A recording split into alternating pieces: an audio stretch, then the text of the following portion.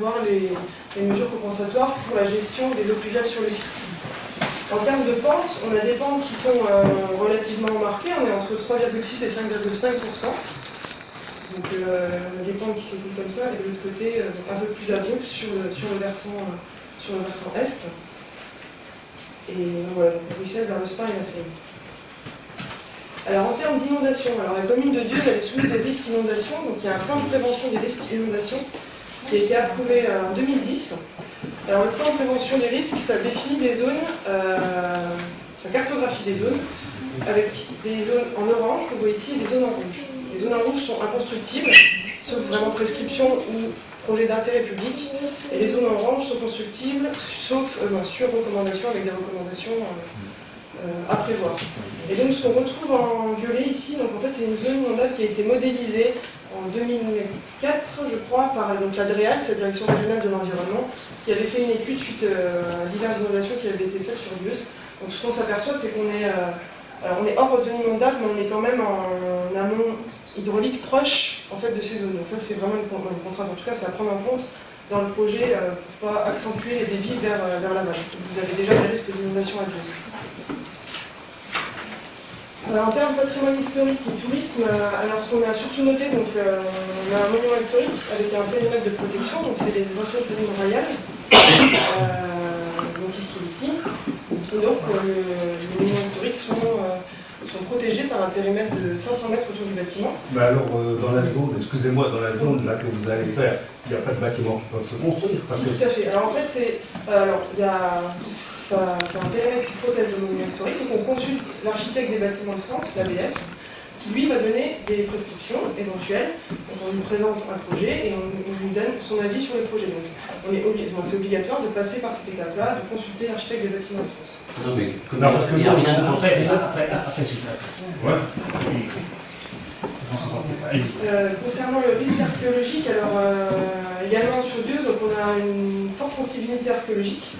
Alors c'est le service régional de l'archéologie qui nous l'a dit, donc c'est une sensibilité avérée. Donc ce qui va nécessiter forcément des prescriptions. Alors là on a mis potentiel, mais dans tous les cas il y aura un diagnostic archéologique qui sera réalisé, qui devrait être réalisé par le maître d'ouvrage sur le site. C'est fait. C'est déjà commencé. C'est fini. Alors qui sont là, Pas pour la ZAC. D'accord. Si, tout l'ensemble. Non, mais attends, tu ne veux pas nous museler. Non, on présente les questions, on répondra aux questions. On répondra aux questions, parce qu'on pense qu'on s'en rend. Continue. Alors en termes de patrimoine environnemental, là je vous présente une carte avec des zonages environnementaux. Alors c'est des zonages qui n'apportent pas de contraintes réglementaires, mais qui permettent en fait au maître d'ouvrage de montrer la sensibilité environnementale vraiment pure du secteur. Donc ici ce qu'on s'aperçoit en fait, c'est qu'on a des gros zonages, donc c'est en lien avec la Seille, les étangs de l'Indre, on a des boisements et les plaines de Marsanne. Donc c'est pour ça qu'on a ces zonages environnementaux. Et au-delà de ces zonages où il n'y a pas de prescription, on a ce qu'on appelle des zonages réglementaires, donc ce qu'on appelle zone Natura 2000, vous avez peut-être déjà entendu, où là par contre, certains projets peuvent être restreints, voire interdits. Alors je vous parle de projets comme des éoliennes ou des choses comme ça, mais en tout cas ça peut être interdit. Et dans les dossiers, on doit toujours regarder où est la zone Natura 2000 la plus proche et regarder les incidences du projet sur la zone. Alors, donc il y en a ici, on a la Seille, et on est également en limite de la limite brune, là, c'est le parc naturel régional de Lorraine. Alors après en termes de servitudes d'utilité publique, alors les servitudes d'utilité publique, donc elles sont inscrites dans le PLI, et donc c'est des servitudes qui peuvent également contraindre l'occupation du sol. Donc là on les a repérées, alors c'est un peu, je vous avoue c'est un peu fouillis. Il y a beaucoup de choses parce qu'il y a beaucoup de lignes aériennes, on retrouve donc nos deux lignes électriques qui sont ici. On retrouve notre périmètre de monument historique. C'est les seules qui sont impactées, en tout cas qui viennent sur le projet. Pour le reste, donc là c'est des espaces posés classés. Voilà, il y a beaucoup de servitudes autour de Dieuze ou dans Dieuze, et les deux qui nous concernent surtout les lignes électriques et le monument historique. Et même la servitude de protection du captage d'eau potable ne déborde pas sur le périmètre de ZAC qui est envisagé.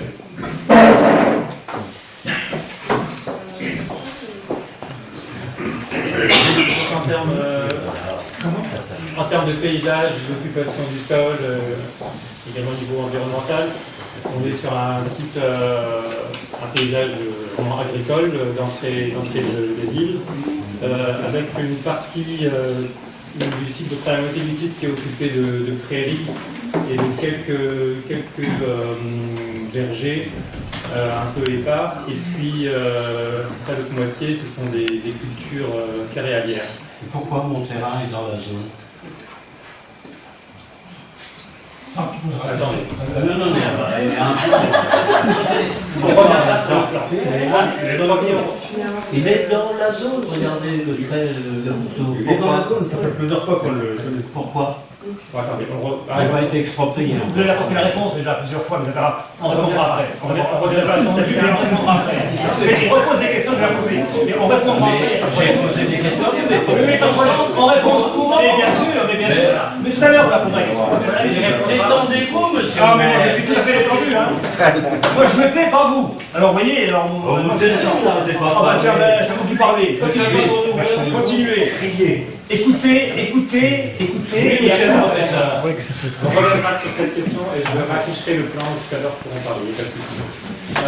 Donc au niveau du paysage, on n'a absolument pas que les éléments agricoles et végétaux, on a aussi des éléments construits par l'homme qui marquent le paysage. Donc c'est le poste électrique qui est à la pointe nord du périmètre pressenti pour la ZAC. On a également l'antenne qui se trouve à la sortie de Dieuze en direction de Val-de-Brine, qui est un élément vertical qui marque bien le paysage de cette entrée de ville. Et puis enfin la station de pompage dont on parlait à l'instant, qui se trouve donc à l'entrée du côté route de Nancy. Et c'est parce qu'il y a cette station de pompage qu'on a cette fameuse canalisation d'adduction d'eau potable qui part vers Val-de-Brine. Je vais laisser, pour tout ce qui est environnemental, la parole à ma collègue. Alors je reprends la main sur tout ce qui est zone humide. Alors le maître d'ouvrage a lancé des sondages pour regarder si les terrains étaient humides. Donc c'est un arrêté ministériel qui oblige les maîtres d'ouvrage à vérifier que sur les terrains l'absence ou non de zone humide. Donc pour ça, il y a deux choses à faire. Il y a à regarder si le terrain n'est pas humide par rapport à la végétation, donc des végétations de zone humide. Les plus connus sont des roseaux ou d'autres. Et le deuxième, c'est on fait des sondages pédologiques.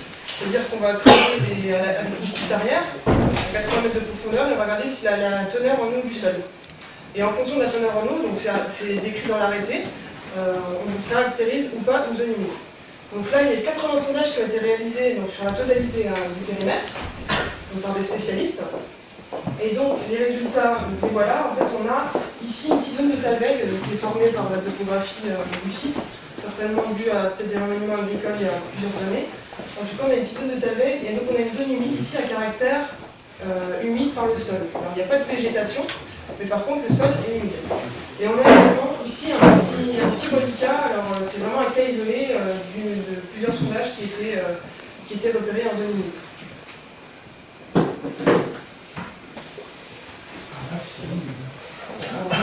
Voilà, donc quelques illustrations de ce qu'on vient de dire.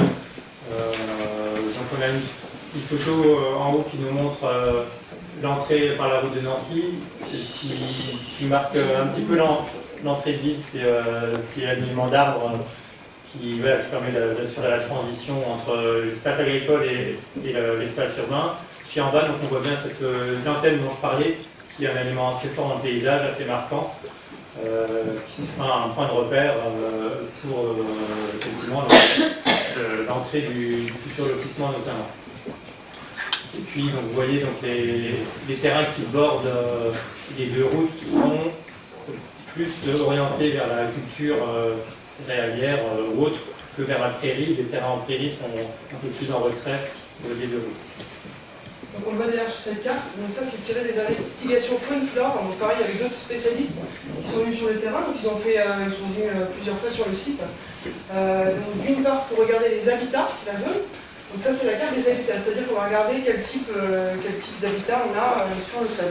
Donc on trouve en brun là, les deux zones de culture, on a en vert les zones de pâturage, Alors on a quelque part des parcs à bovins, pardon.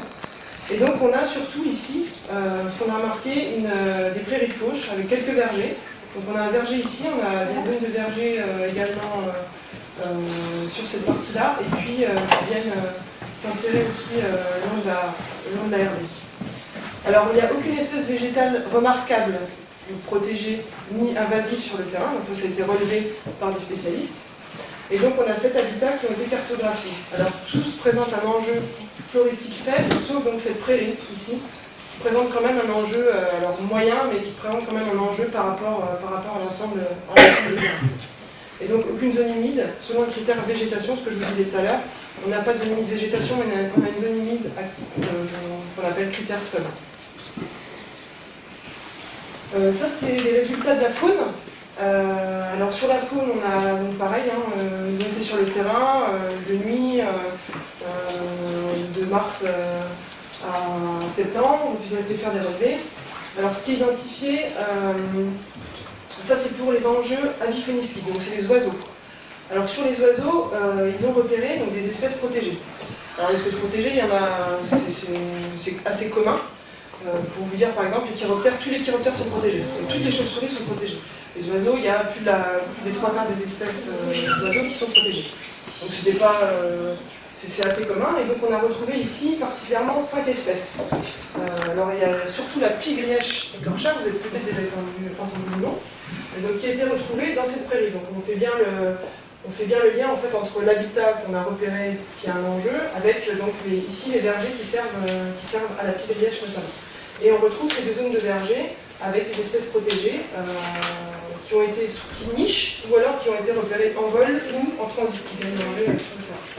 Donc ça, c'est des choses à prendre en compte dans le futur projet. C'est-à-dire qu'on ne peut pas venir et dire avec les bulldozers, on va venir arracher ça comme ça sans rien faire. Donc nous, on est là aussi pour donner des prescriptions et dire aux maîtres d'ouvrage, attention, là vous avez quand même des sensibilités, faites quelque chose. Donc on va leur proposer des choses par rapport à ces espèces sur le site. Donc ça c'était les oiseaux. Rapidement, tout ce qui est amphibiens, reptiles et insectes, donc il n'y a aucune espèce qui a été identifiée, donc les enjeux sont nuls sur le site. Voilà, donc on a essayé de synthétiser un petit peu tout ce qu'on a dit dans ce diagnostic en termes de contraintes. Voilà, pour résumer, on a la problématique des réseaux, donc sur réseau de télécommunications, la conduite d'adduction d'eau potable qui va donc de la station de pompage vers la commune de Val-de-Brie, et puis la ligne haute tension 20 000 volts. Donc la principale contrainte pour ces réseaux, c'est la conduite d'eau potable qu'il faudra effectivement sans doute dévier. Mais ça va faire partie des travaux de génie civil. C'est quelque chose qui se fait couramment. Donc, il n'y a pas de gros problème lié à cela. La deuxième contrainte, c'est le relief. Comme ma collègue vous l'a dit tout à l'heure, on a effectivement une crête avec un dénivelé qui atteint à peu près les 10-11 mètres entre le sommet du terrain et les parties les plus basses. Les points les plus bas sont localisés là à 211 mètres d'altitude au bord de la route de Morange et 209 mètres au bord de la route de Nancy. Et donc c'est là naturellement où l'eau de ruissellement se converge. Et donc vous verrez les impacts de cette donnée-là sur le projet dont on va discuter tout à l'heure. Et puis dernière contrainte, avant-dernière contrainte plutôt, la zone d'habitat existante qui est à côté, que personne n'a oublié. Donc il y aura un impact sur les choix d'aménagement de la zone. Et puis donc la dernière contrainte, ce sont les accès. Donc pour l'instant, il n'y a qu'un accès potentiel à la ZAC par le lotissement. Vous voyez l'accès en coude. Et puis voilà, donc il est presque évident qu'il faudra en créer un deuxième, voire un troisième, pour desservir de manière un peu fluide l'ensemble de la zone, le lotissement plus ZAC. En notant qu'il n'y aura pas de possibilité de liaison entre la ZAC et le lotissement au niveau de la flèche qui est barrée en rouge. à cause du relief, parce qu'effectivement le terrain est assez pentu, et une fois qu'on aura aménagé, légèrement plateformé le terrain pour que les constructions puissent se faire, on va avoir des talus qui ne permettront pas de faire une liaison entre la ZAC et le lotissement à cet endroit-là. Donc ça devra se faire à un autre endroit en tenant compte du relief et des courbes de niveau. Donc ça, c'était la synthèse des contraintes. Et là, on vous résume un petit peu les enjeux qui vont engendrer le schéma qu'on va vous proposer, enfin les schémas qu'on va vous proposer juste après. Donc comme enjeu, on a à partir du nord, on a cette petite zone humide qui a été repérée, dont on vient de vous parler, donc qui va être perturbée forcément par les travaux d'aménagement et qu'il faudra restituer d'une manière ou d'une autre, il faudra des mesures compensatoires. En violet, là, on a localisé donc la zone de crête, le point haut de cette zone d'activité. Donc là, l'idée, c'est de minimiser l'impact paysager, notamment des bâtiments qui vont s'installer. Donc on verra de quelle manière on peut s'y prendre tout à l'heure. Et puis, dans les enjeux, c'est la création de deux accès sur les deux routes pour répartir les flux sur les deux routes. Il ne faudra pas les concentrer. Les trois flèches orange foncées ciblent les trois zones de verger où on a des espèces d'oiseaux protégés. Donc si on touche à ces vergers, il faudra également des mesures compensatoires. C'est ce qu'on vient de vous expliquer à l'instant aussi. Et puis enfin, enjeu très important également, c'est donc de gérer, de traiter la transition entre les habitations de la route de Nancy et la zone d'activité. Et ce sont les vergers existants et les talus à venir du futur lotissement qui nous permettront de travailler cette thématique-là avec un accord de végétation et un travail sur le modelage de relief également. Voilà, donc les grandes intentions d'aménagement que nous avons retenues et sur lesquelles nous allons discuter dans le débat tout à l'heure sont ciblées là. Et on passera après sur une proposition dessinée. Donc, le premier principe qui a été retenu, c'est un principe qui tient compte du relief. C'est ce que je vous disais, on ne pourra pas créer des liaisons entre le lotissement et la ZAC où on veut. Il faudra tenir compte du relief. Mais c'est aussi limiter les terrassements. L'idée, c'est on va être obligé de faire des plateformes comme une zone d'activité, mais l'idée, c'est de faire ça le plus intelligemment possible pour avoir des talus les moins importants possible et pour gérer